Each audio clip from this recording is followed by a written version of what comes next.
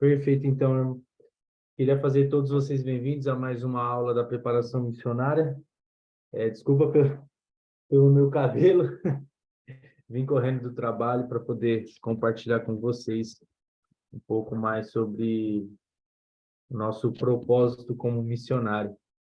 Então, para nós começarmos, eu vou compartilhar com vocês o hino Chamados a Servir, cantado pelo coro do Tabernáculo. E pós o hino, eu vou pedir para o Benjamin fazer a oração para a gente, pode ser?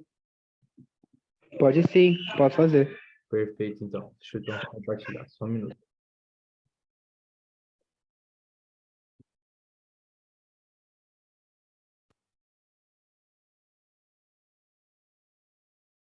Vocês conseguem ouvir?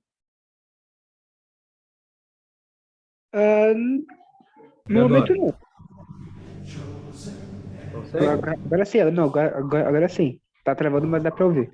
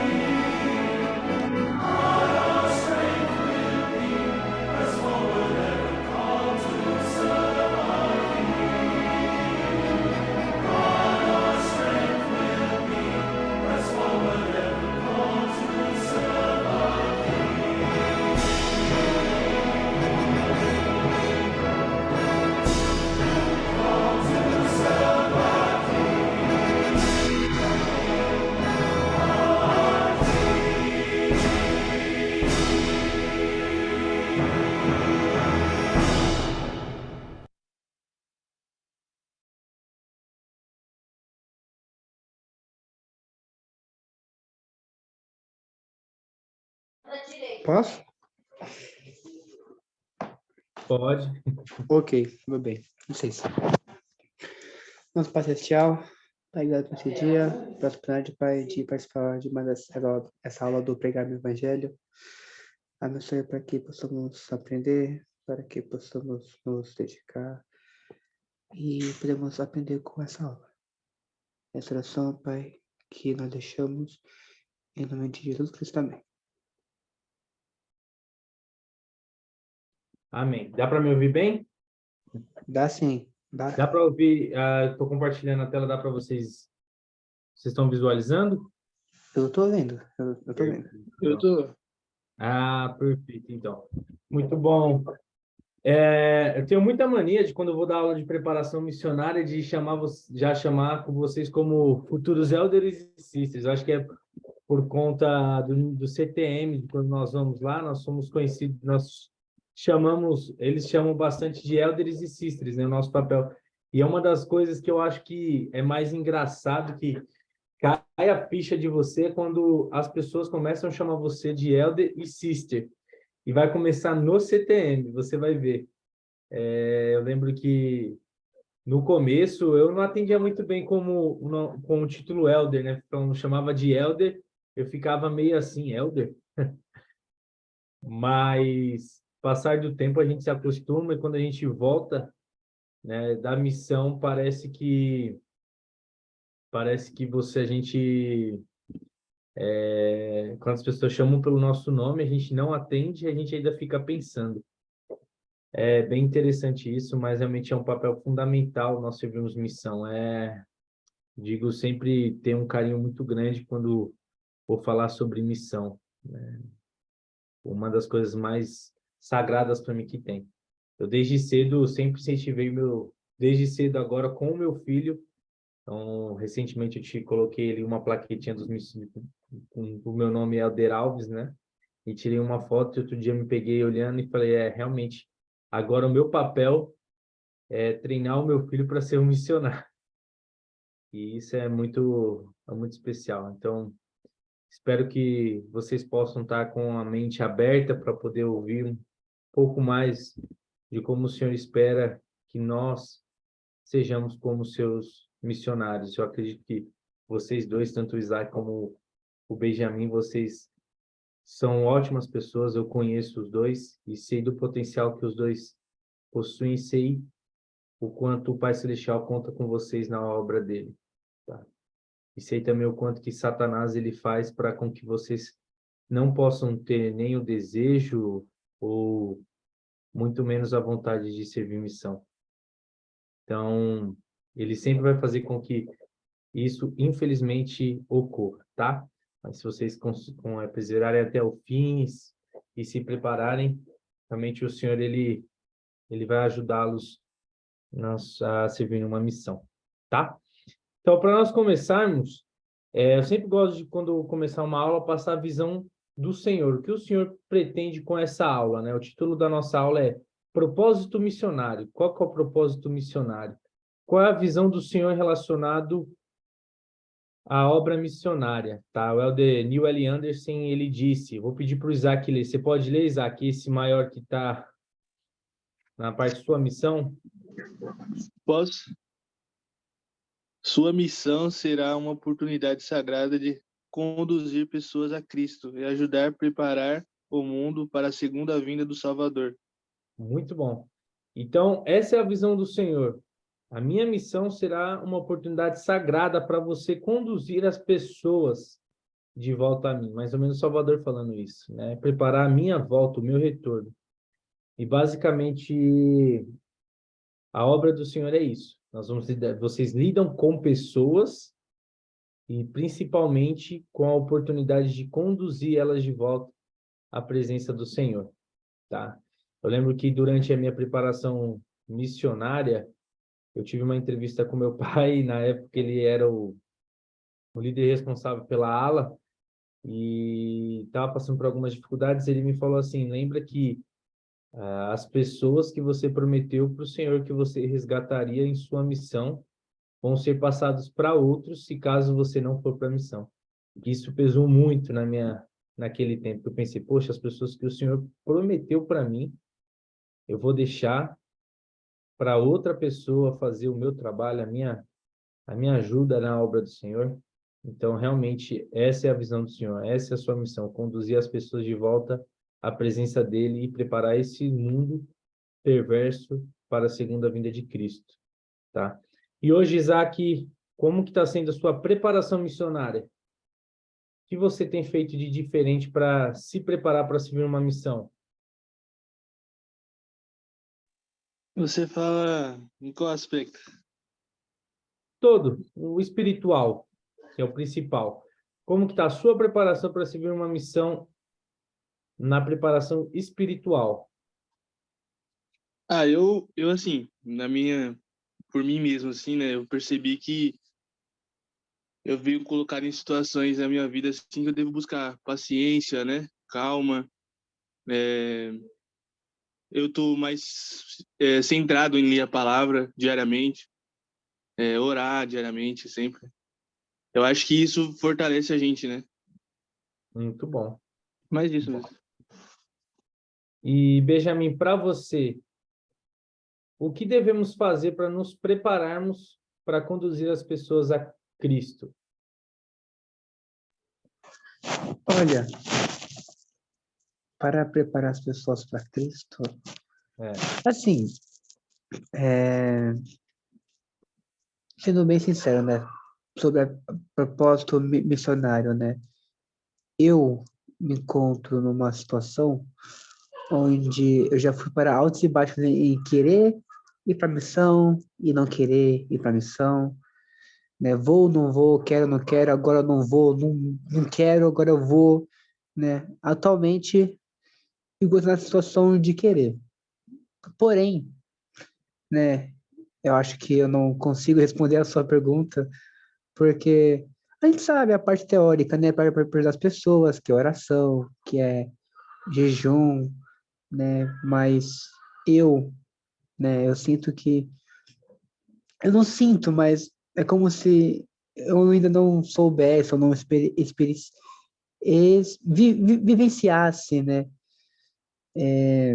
não sei, um milagre, uma experiência profunda, porque a gente pode ir para a missão e fazer o trabalho de robozinho e fazer, não, vou batizar. Só que a missão não é isso, né? É muito mais que isso. Não é só números, é pessoas. E eu quero ir para a missão, porém, eu me encontro num momento onde eu não sei, sabe? Onde, mesmo Uhum. sabendo. É muito louco, porque eu sei que tem que orar, que ler as escrituras, mas me sinto incompleto para poder ajudar as pessoas. Não que eu não saiba, não que eu não consiga abrir uma escritura e falar, olha, você que está conhecendo a igreja, leia, sei lá, Nef 3:7, sabe? Eu acho que é mais do que a gente só passar as escrituras e explicar o plano de salvação. Uhum. Não sei se deu para entender muito. Entendi, compreendi sim. E te digo que a parte inicial você já tem, Benjamin. E que a resposta você já deu da minha pergunta, que é a principal, é ter o desejo, tá? E tendo o desejo, você tem que alimentar esse desejo e aquilo que você falou na teoria, né? Estudando as escrituras, oração, e pôr na prática, tá? Então, esse desejo humilde que você tem de servir a Deus é como se fosse uma pequena centelha de fogo, né? Se você alimentar ela com oxigênio e com mais coisas e mais minérios para que ela possa virar uma grande labareda, ela vai surgir dentro do seu coração, tá? Eu falo para você que isso que você já tem em mente de que missão não é só números e sim pessoas, é o mais importante. Isso já é um ponto inicial para realmente entendermos o nosso propósito missionário, né? O propósito missionário é muito interessante, Benjamin e Isaac, que durante a missão vocês vão ver que vocês vão ter que decorar isso, porque as pessoas vão perguntar para vocês, tá, mas qual é o seu propósito? Por que que vocês estão aqui? Qual é o seu propósito?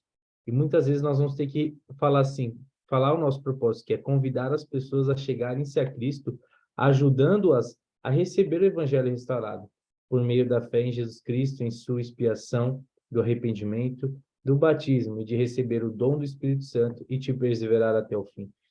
Esse é o propósito missionário. É isso que nós fazemos, é convidar as pessoas a se achegar a Jesus Cristo. Aqui não fala convidar os números, fala as pessoas, né? Ela está falando de pessoas, filhos do Pai Celestial. E isso é muito importante. Eu gostaria de pegar esse propósito missionário e nós discutimos um pouco a profundidade que é do propósito missionário. Às vezes a gente só fica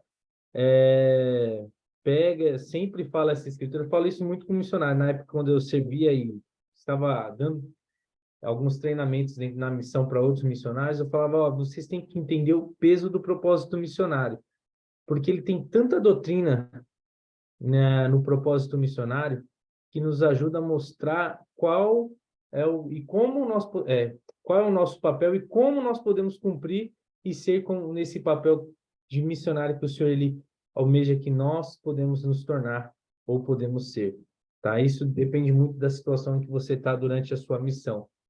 Né? No começo da missão, você está se preparando para se tornar um seguidor de Jesus Cristo. Durante a missão, você vê que o passo que você vai andando, vai trilhando dentro da missão, você vai ver que você vai se aproximando do Salvador e as pessoas vão reconhecendo isso, que você é um discípulo de Cristo. É muito especial. Isso realmente, a missão, ela proporciona isso. É um momento único na vida de um jovem. Eu digo que missão, ela não é 2 anos da nossa vida, mas para a nossa vida, porque as experiências que nós obtemos na missão, nós vamos levar para o resto da nossa vida, tá? Então, queria começar com essa primeira parte, que é convidar as pessoas. Que o maior papel de um missionário é conversar com as pessoas na rua.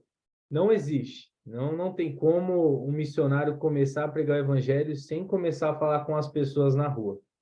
Né? Eu gosto bastante dessa escritura, né, que o profeta Joseph Smith estava viajando com um grupo de missionários lá em Missouri, e o Senhor deu uma revelação para ele, aonde ele fala algo muito especial que vocês vão ver muito, que faz muito sentido. Você pode ler para a gente, Benjamin, por favor? Mas, em verdade, só Ok, a escritura, tá? ok. Mas, em verdade eu vos digo que não é necessário que todo esse grupo de meus elders se mova rapidamente sobre as águas, enquanto os habitantes, em ambos os lados, perecem na incredulidade. Olha que especial. Isso o senhor deu lá em 1840, 41, não me recordo o ano ao certo, mas o senhor estava falando, olha, naquele tempo nem existia carro, existia charrete, ó, não adianta vocês correrem, né? Vocês têm que parar e conversar com as pessoas, porque hoje vocês possuem aí, ó, estão se arrependendo dos seus pecados, estão tentando viver uma vida digna, mas as pessoas ao seu redor não estão, elas precisam aprender. Esse é o papel de convidar as pessoas. Eu digo para vocês que vocês vão ter áreas onde os membros vão ajudar vocês a procurarem pessoas, a passarem referências, e vai ter áreas que vocês vão ter que se esforçar, ter o esforço próprio, de, no meio da rua, conversar com as pessoas. Eu digo para vocês de que isso é real. E no Pregar Meu Evangelho, ele fala que algumas técnicas que nós podemos fazer na missão para encontrar pessoas, algumas ideias e práticas que podemos fazer. Eu gosto muito de uma em especial, que é: confie que o Espírito colocará em seu coração e em sua mente o que você deverá ensinar. Isso é fato. Benjamin, em algum momento, uma vez que você saiu com os missionários, ou um discurso, ou um testemunho, você sentiu que o Espírito estava falando por você? Alguma vez já aconteceu isso com você? Você já teve essa experiência? Olha, tinha uma época em que eu saía com os elders, né, e na maior parte do tempo eu ouvia, né, eles falando. E eu sei, né, que tinha momentos em que eu falava, mas eu não me recordo, sabe? Porque não era coisa que tipo, é essa questão do espírito, sabe? Eu sei que eu falei, eu sei que era sobre o evangelho, mas não, sabe, eu não me recordo. Isso, é muito interessante. É estranho. Uma vez eu na missão, Isaac e Benjamin, eu lembro que eu tive um pesquisador, ele tinha 14 anos de idade, mas ele era muito inteligente mesmo. E ele me fez uma pergunta, ele não, minto, o pai dele, na verdade, que fez essa pergunta. O pai dele também era muito inteligente, padastro, na verdade. E ele me olhou assim, aí eu falei: irmão, nós podemos fazer oração? Aí ele: claro. Aí eu falei: então, mas como que vocês oram? Aí eu falei: ó, nós dobramos os nossos braços e abaixamos nossa cabeça em sinal de reverência. Ele: mas a psicologia fala que dobrar os braços é se repelir contra Deus. Benjamin e Isaac, eu nem sei o que eu respondi para esse irmão, só sei que esse irmão começou a chorar e começou a sentir o Espírito. Eu não lembro o que eu falei para ele, mas realmente foi movido pelo Espírito. Esse irmão até, inclusive, foi batizado, porque realmente o Espírito tocou o coração dele. Se você me perguntar, Guilherme, o que você falou, eu não lembro, mas eu sei que o Espírito tocou o coração dele de tal forma que ele entendeu o princípio de dobrar os braços. É uma coisa simples, né? Estou falando de um princípio básico, assim, pô, Guilherme, é uma coisa pequena, mas até isso o Espírito, ele te ajuda. Como também, quando eu confiei no Espírito, lá na missão, eu lembro até hoje, nós estávamos em trio e eu senti o Espírito muito forte. Entra nessa rua. E eu olhei assim, falei, para que eu vou entrar nessa rua, cara? Falei, bom, vamos confiar no Espírito. Confiar no Espírito. Entrei nessa rua, aí tinha a casa do presidente do Quórum, e aí tinha uma casa, assim, que tinha um muro, lá no Pará é tudo sem terra, né? Não tem asfalto, não tem nada. E uma lamaceira, tinha acabado de chover, estava um abafado, e eu vi um portão verde com um muro. Aquele bem pequenininho assim, não dava nem para pôr um carro no portão. Era só o portão e um pedaço do muro, e uma casinha bem simples. E o senhor falou desse jeito para mim, bata lá. E eu bati.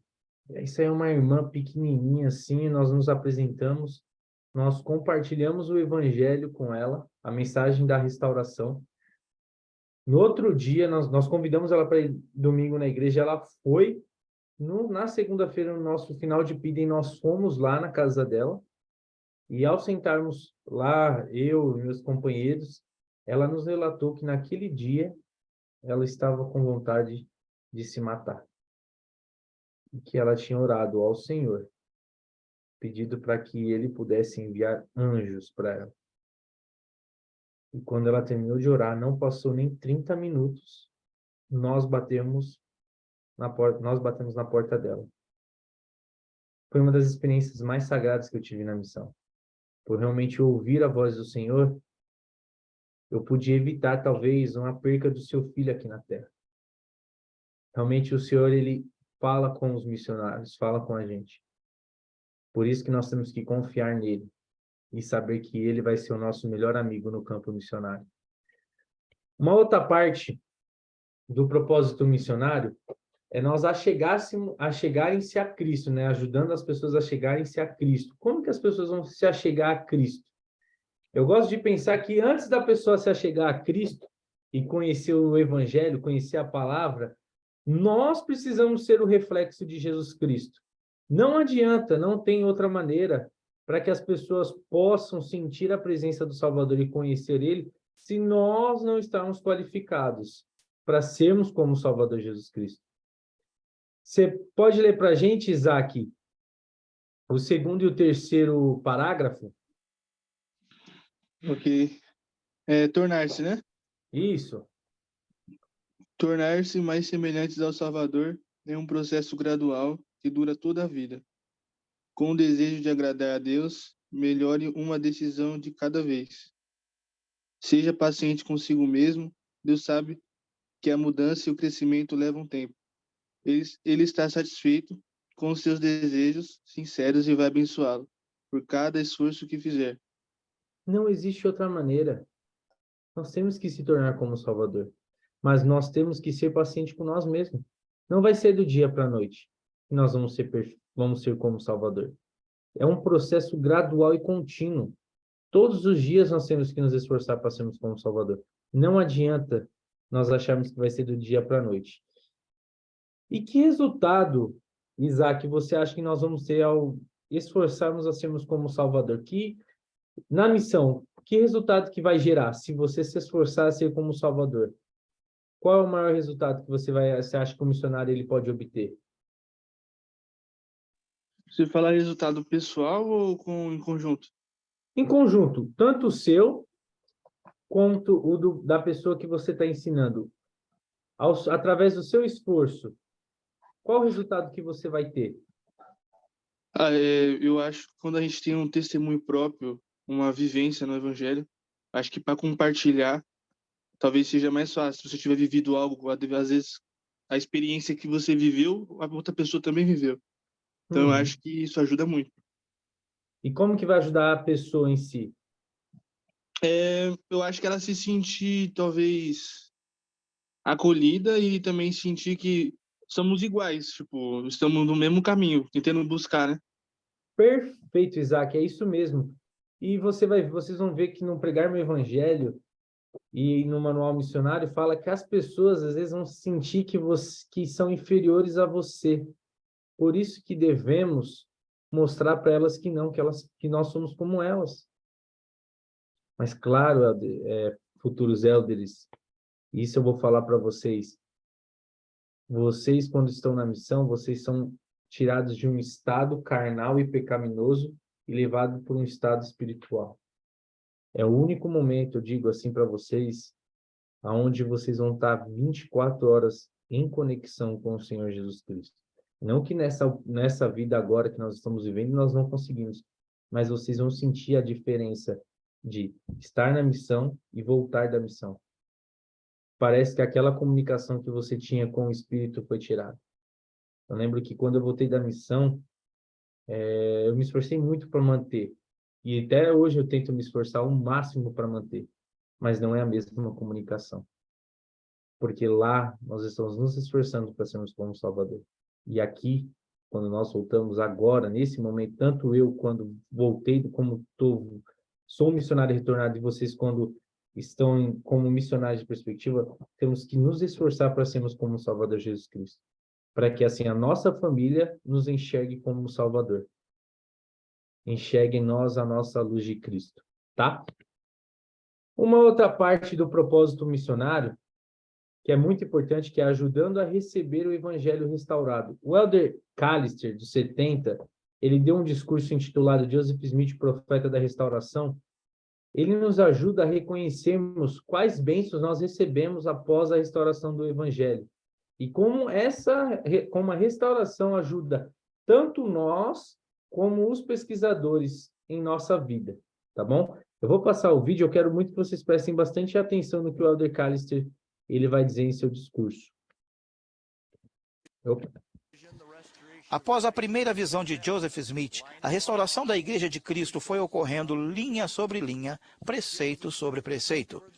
Por intermédio de Joseph Smith, foi restaurada a doutrina de que o Evangelho foi pregado aos mortos no mundo espiritual, àqueles que não tiveram uma chance justa de ouvi-lo na terra.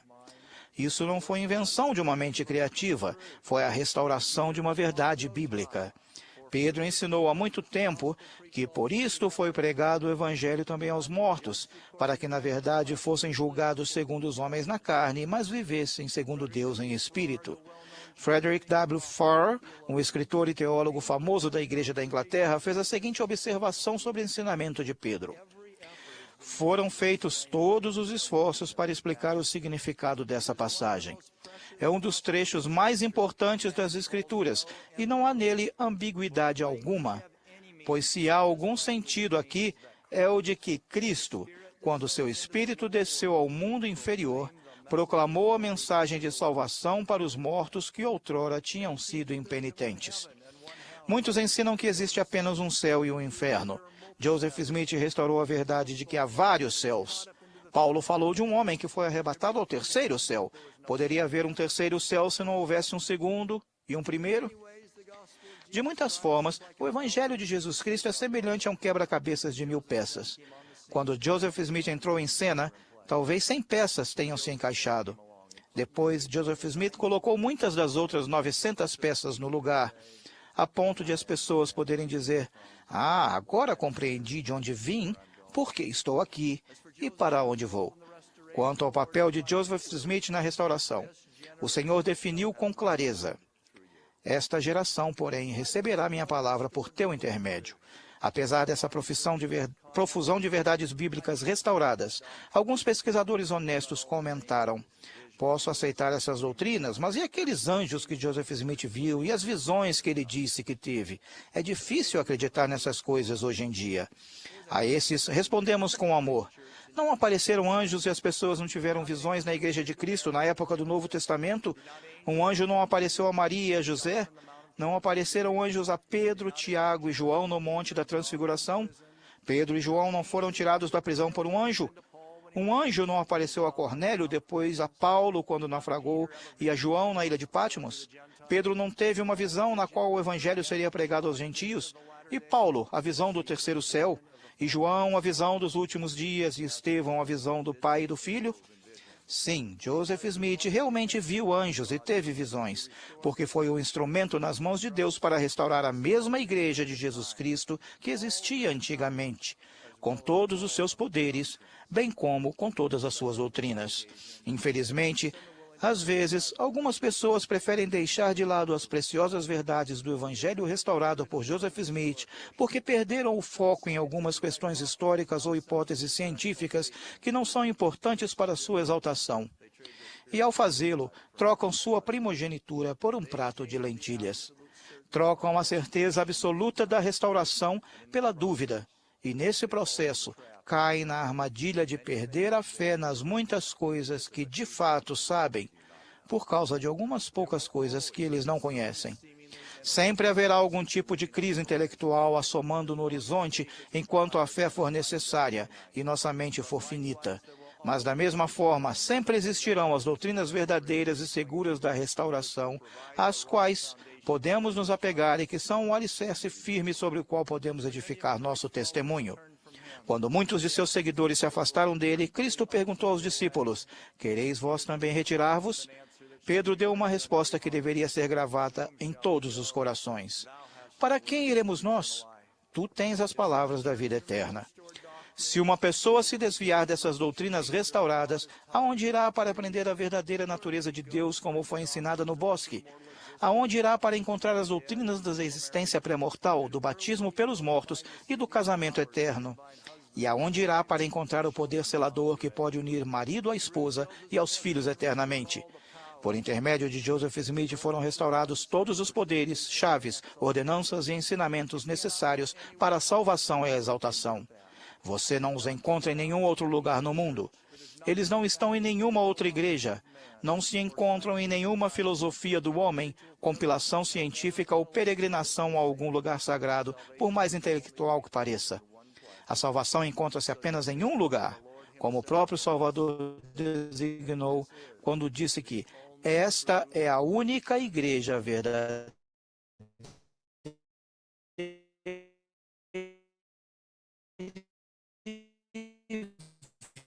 viva na face de toda a terra. Presto testemunho de que Joseph Smith foi o profeta da restauração, como alegou ser. Faço minhas as palavras deste belo hino. De acordo Hoje, com ao o Elder profeta, Kalister, rendamos Benjamin, louvores. que frutos Em nome de Jesus nossos Cristo. Amém. nós e os pesquisadores colhemos com a restauração do Evangelho? Que frutos hoje nós temos foi graças à restauração do Evangelho?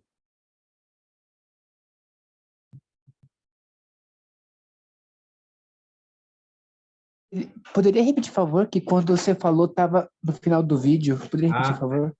Perfeito. Benjamin, hoje, que frutos você e as pessoas que estão conhecendo o Evangelho podem colher através da restauração?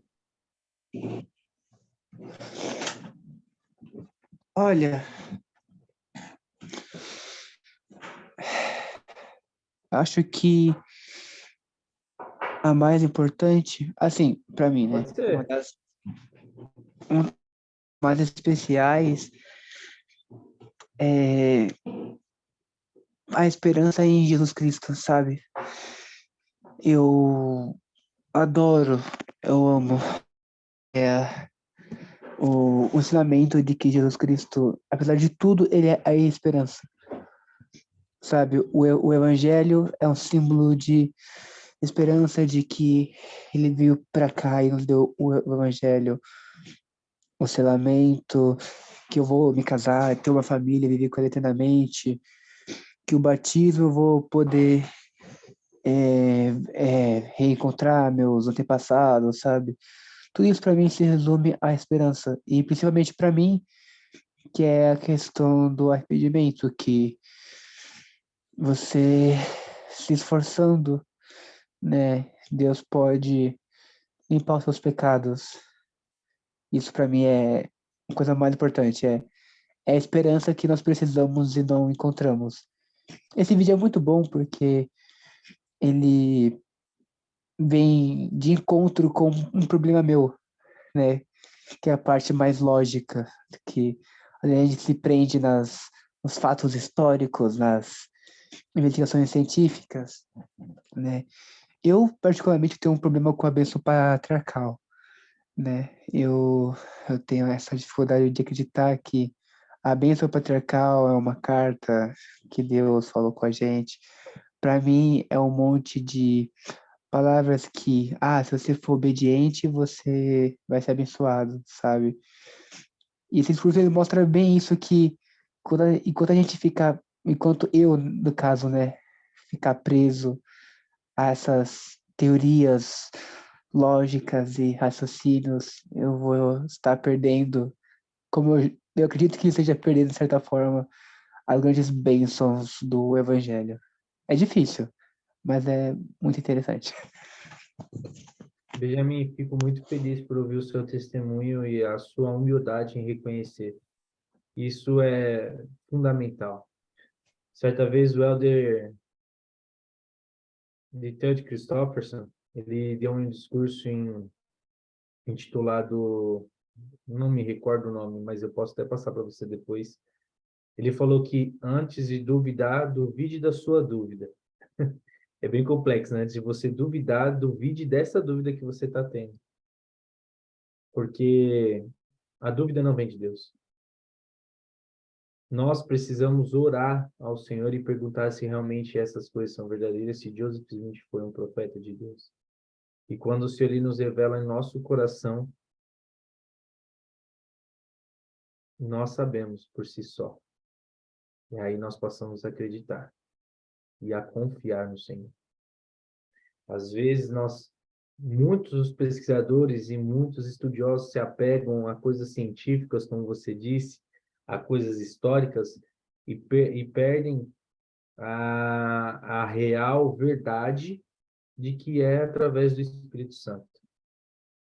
Vocês vão aprender na missão que vocês podem conhecer muito bem as Escrituras. Vocês podem apresentar as Escrituras que podem abrir a mente dos pesquisadores, das pessoas que estão te perguntando. Mas converter é só o Espírito Santo. Só ele tem esse papel divino.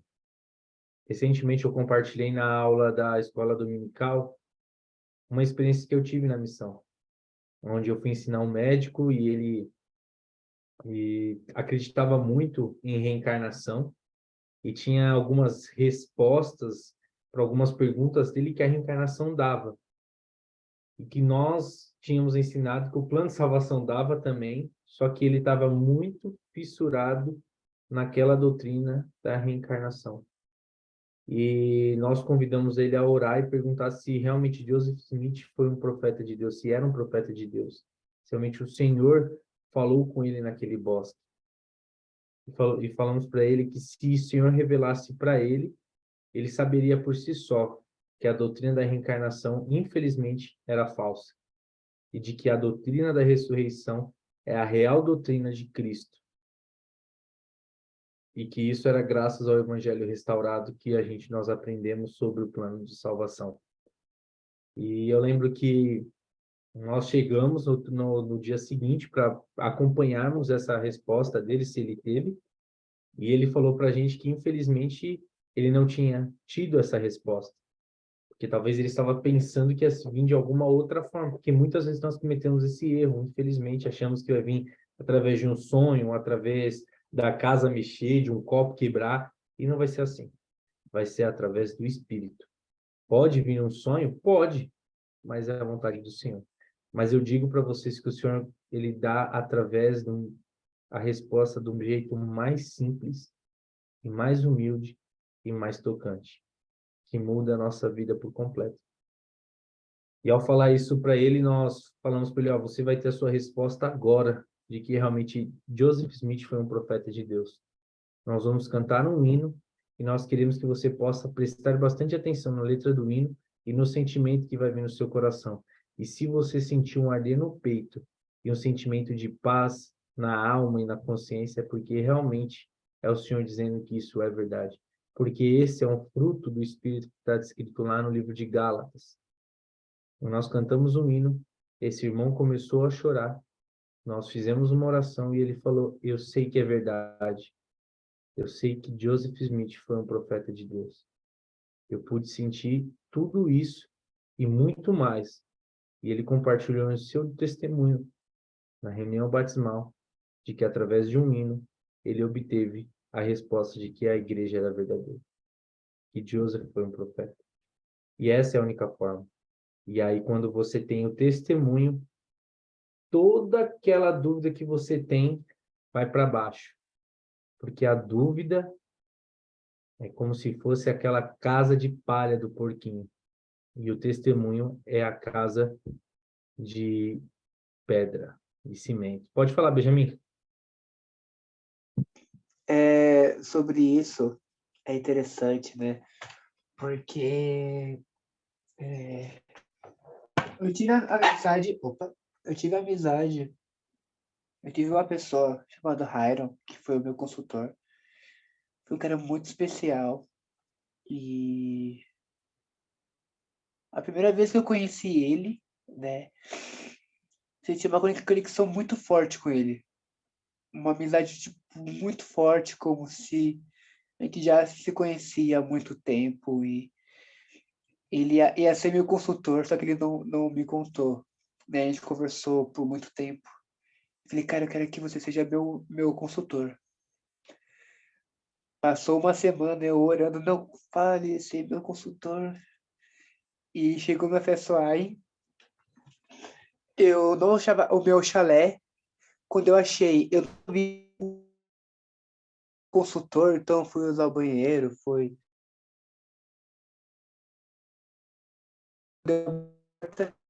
era ele, eu fiquei muito feliz. E por quê? Realmente não tenho como explicar. Eu poderia dar todos os motivos lógicos de eu sentir essa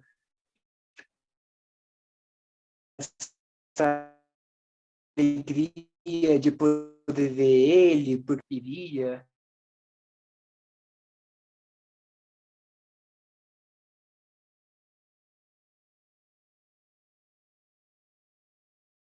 Eu acho que caiu do Benjamin.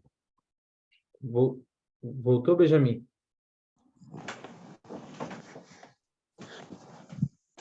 Oi? Eu não sei, acho que caiu e voltou. Não foi só para mim? Ah, não sei, deu para ouvir ele, Isaac? Tava travando muito. Mas só para você concluir, aí você falou que estava vendo ele, aí você sentiu muita alegria. Então, e essa era uma alegria que não podia ser explicada, sabe? Não era uma alegria lógica, sabe? Psicológica. Uhum. Não tinha como explicar isso. Só aconteceu. E essa é uma coisa maravilhosa do Espírito.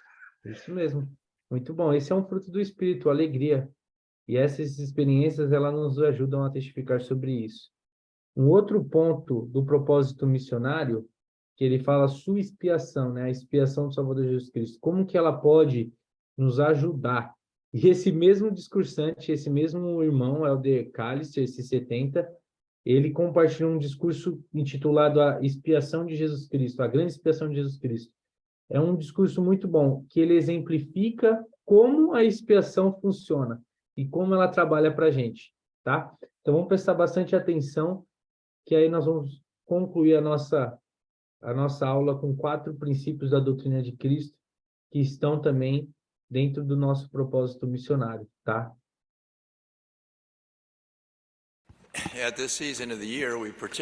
Nesta época do ano, nós particularmente nos regozijamos com a expiação do Salvador e refletimos sobre ela. É certamente a doutrina mais sublime, mais impactante e mais apaixonante que este mundo ou que este universo já conheceu. A que dá propósito e esperança para a nossa vida. O que é então a expiação de Jesus Cristo? De certo modo, é uma espécie de acontecimentos divinos que teve início no jardim do Getsemane, continuou na cruz e culminou com a ressurreição do Salvador no sepulcro. foi motivada por um amor incompreensível por cada um de nós.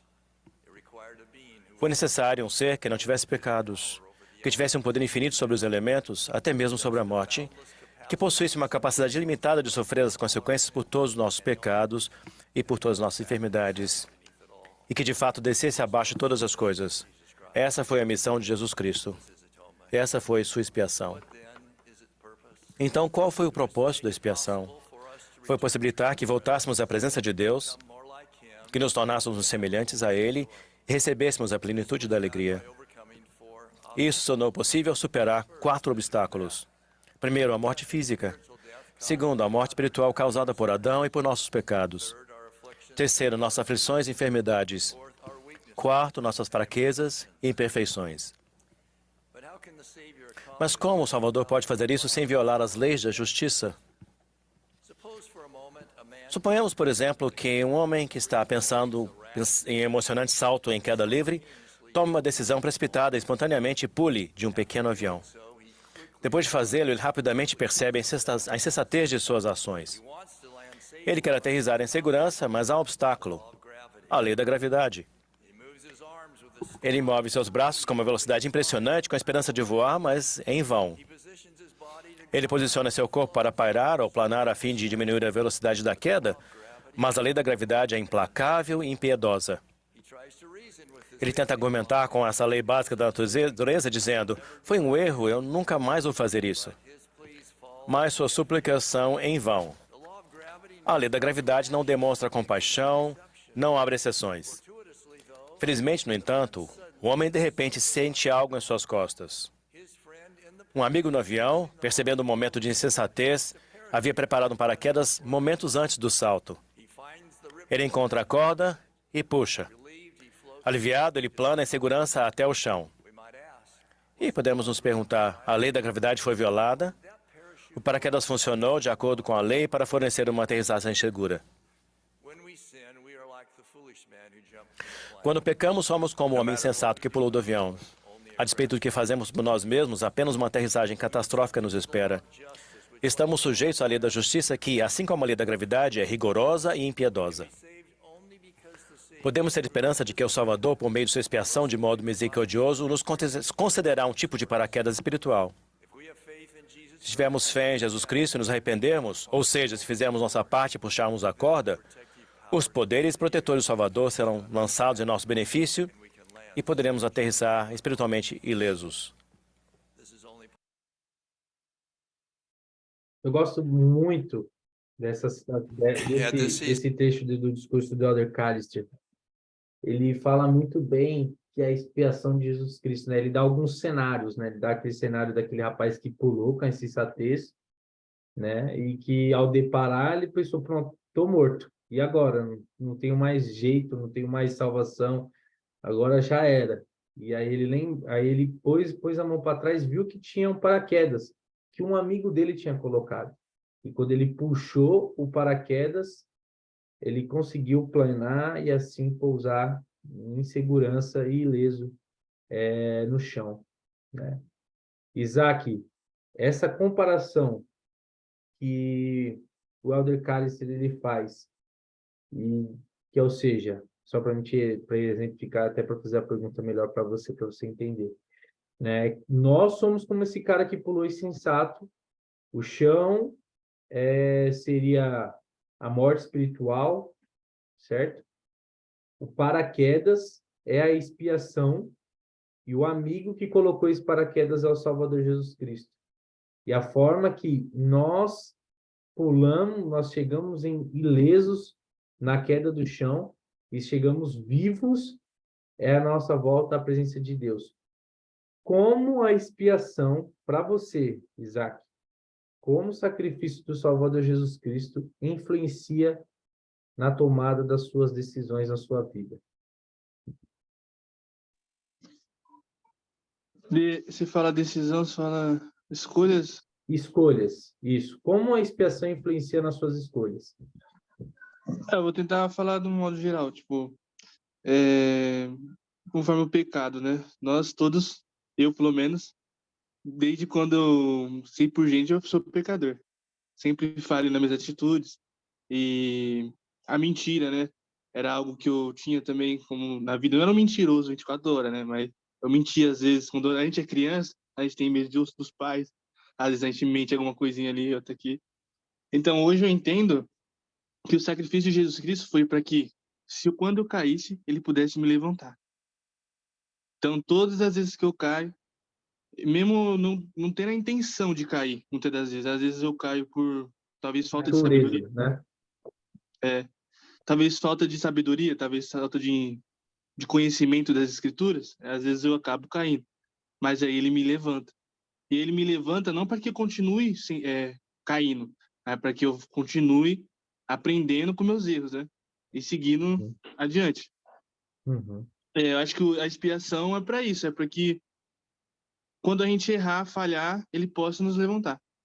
Muito bom, Isaac. Perfeita a sua resposta.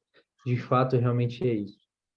Eu costumo dizer para as pessoas que a pedra angular, né, que é aquela pedra onde segura todas as outras pedras, né, isso pro plano de salvação é a expiação.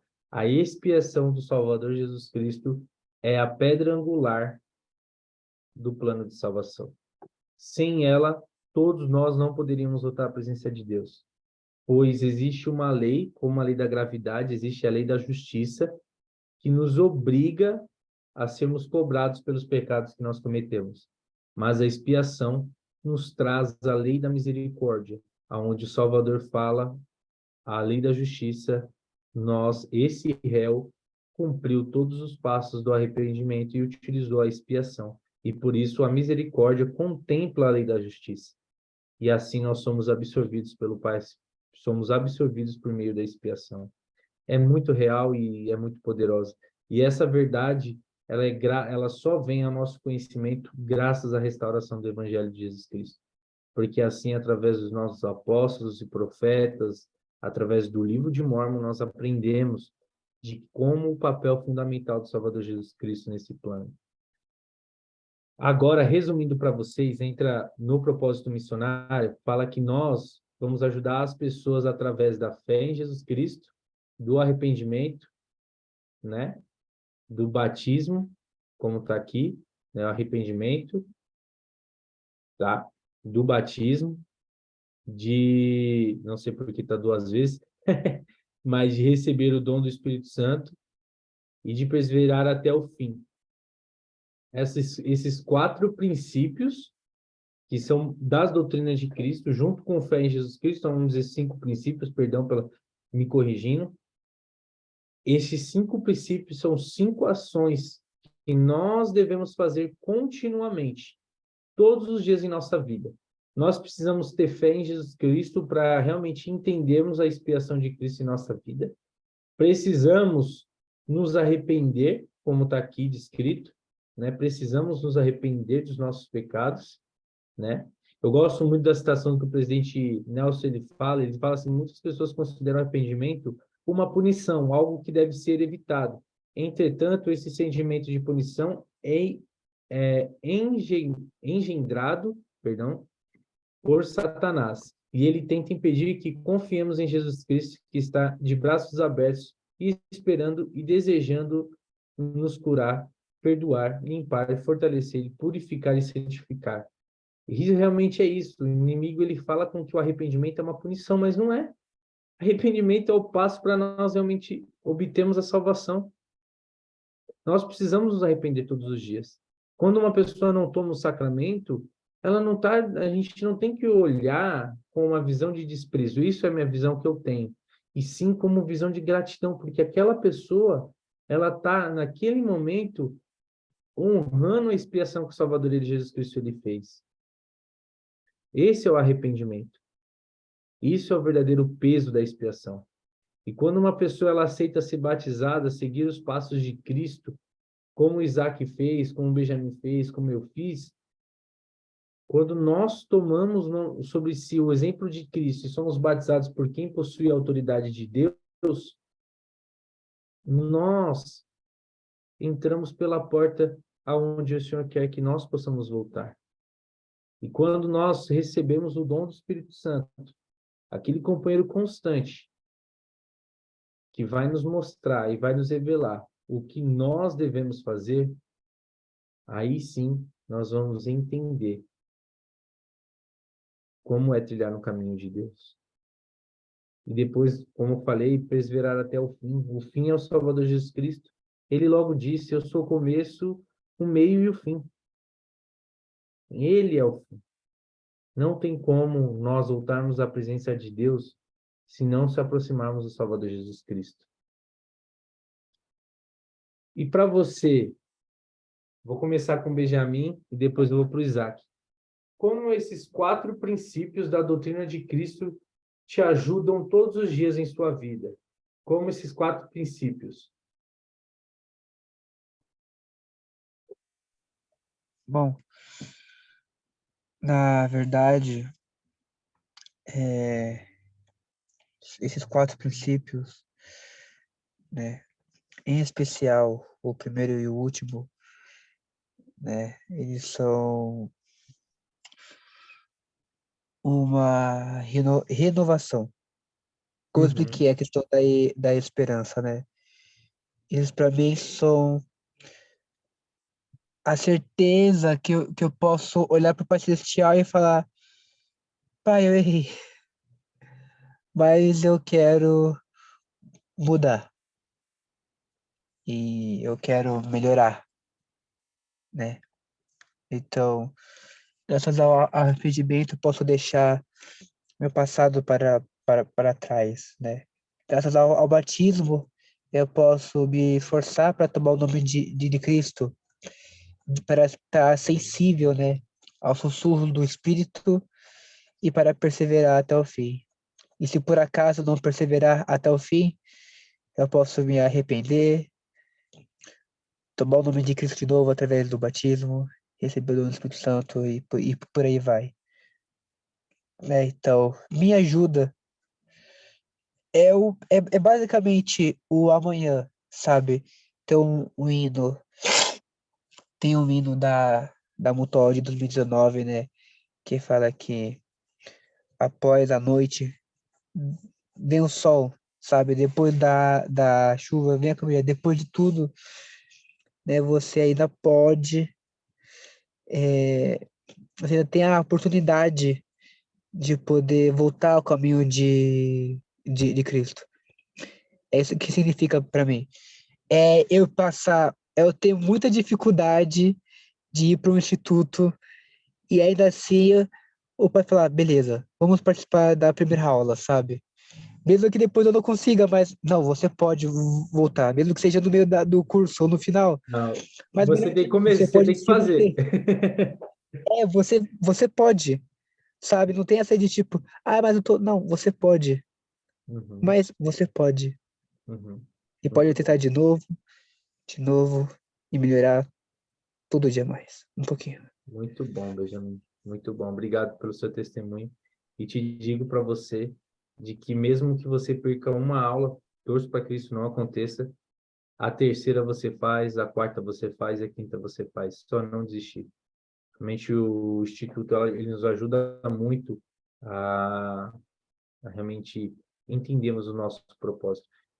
Confesso para você, Benjamin, que como você também tem muitas dificuldades para fazer Instituto.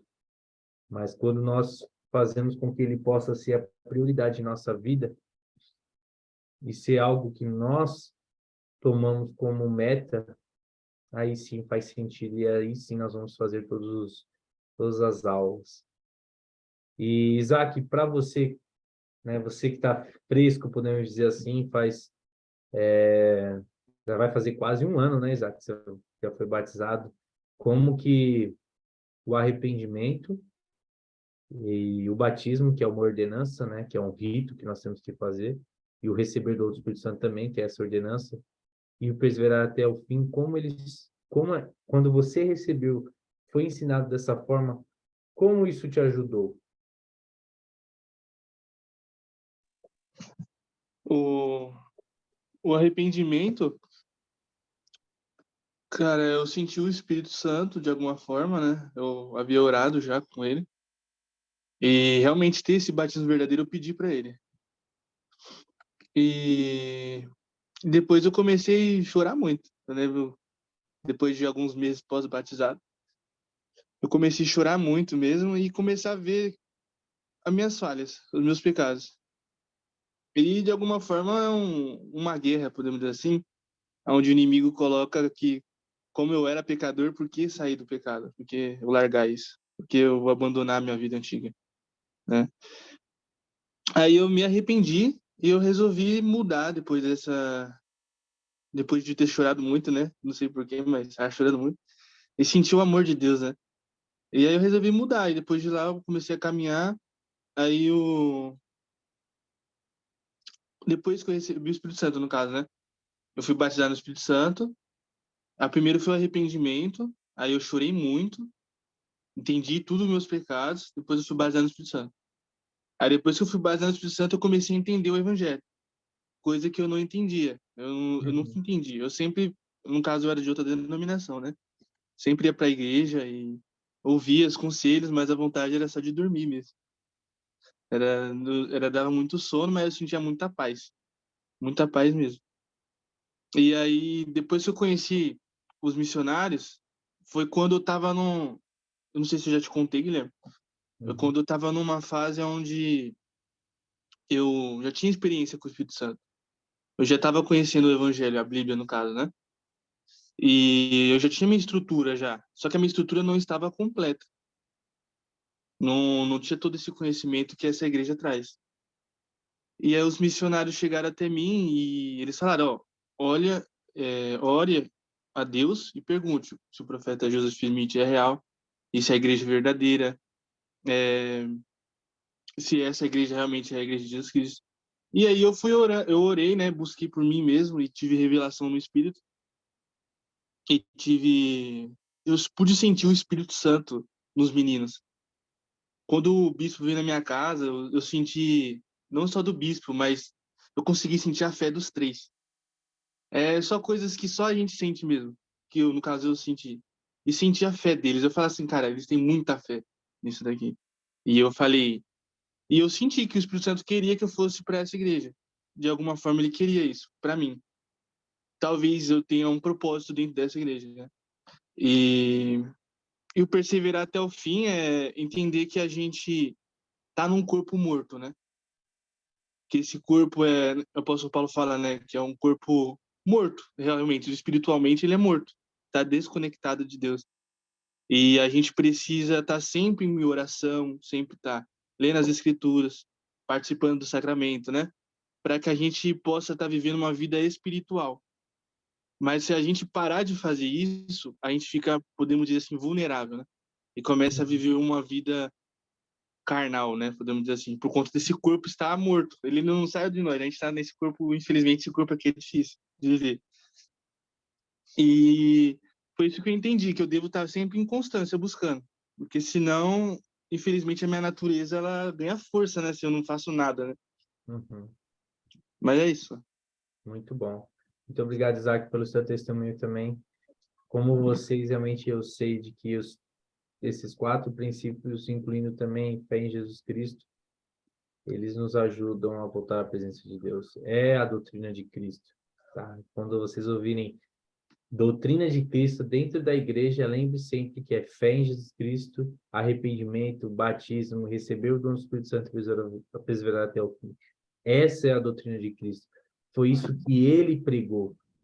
E para concluir a aula e até compartilhar o meu testemunho com vocês, eu gostaria de voltar aqui para a nossa parte inicial da nossa aula, aonde eu compartilhei com vocês do propósito missionário, que é convidar as pessoas a chegarem-se a Cristo, ajudando-as a receber o Evangelho restaurado. Nós aprendemos hoje que convidar todas as pessoas que estão ao nosso redor, que a parte de achegarem-se a Cristo é que nós podemos ser a imagem do Salvador Jesus Cristo. Basta nós procurarmos ter os mesmos atributos que ele possui. E como aprendemos também como nós podemos fazer com que elas possam compreender a importância do Evangelho restaurado, através de um testemunho por meio do Espírito Santo.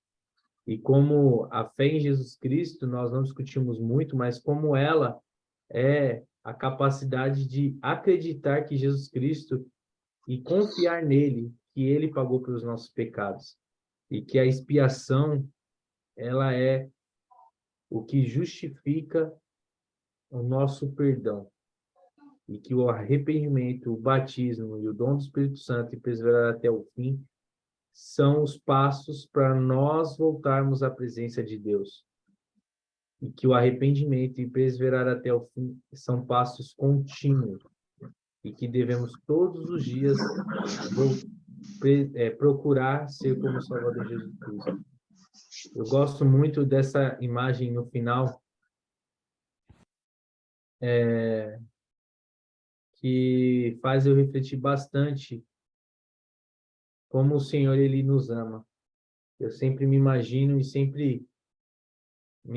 nos braços do Salvador, onde realmente eu posso estar com ele e lembrar de todo o sacrifício que ele fez por nós. E eu sei que essa aula de preparação missionária vai ajudar vocês a serem grandes missionários. Vocês já são, mas vão ajudar vocês a serem mais ainda. E que vocês possam alimentar essa centelha ou esse fogo que está no coração de vocês de servir missão. Possam jogar mais gasolina, mais madeira, mais minério para fazer com que essa chama possa crescer, porque o Senhor precisa de você. Lembre-se sempre de que as pessoas que o Senhor prometeu para você, se você não for para a missão, vão ser passados para outros. Realmente sei que esta é a obra de Jesus Cristo, não é a obra do Guilherme, não é a obra do presidente Messias, não é a obra do presidente Conceição, não é a obra do seu pai, nem da sua mãe, nem a obra do presidente Russell M. Nelson, mas sim a obra do Salvador Jesus Cristo. Ele é o nosso general. Ele confia na gente. E ele é o líder. Ele nos guia. E essa aula eu gostaria de compartilhar com vocês no sagrado nome de Jesus Cristo. Amém. Então, para nós finalizarmos a nossa aula, como que eu dei a aula? O Benjamin fez a primeira oração, o Isaac vai encerrar com a gente com a oração. Aí cada um fez uma parte durante a aula, tá bom? Queria agradecer vocês. Próxima aula, acho que provavelmente vai ser a Lohane que vai dar. O maior desejo que eu quero é que vocês possam convidar os seus amigos, a sua ala, para que eles possam participar desses grupos, dessa aula que é muito especial, tá bom? Isaac, você pode finalizar com uma oração para a gente? Posso uma pergunta? Pode. As aulas vão ser online? Isaac, acredito que sim. Eu acho que é melhor também. Eu acho que sim. Acho que provavelmente vai ser online, tá? O presidente Messias acho que até publicou isso mesmo. Mas ele sempre fala se vai ser online ou presencial. Mas a próxima eu tenho certeza que vai ser online, tá? Certo.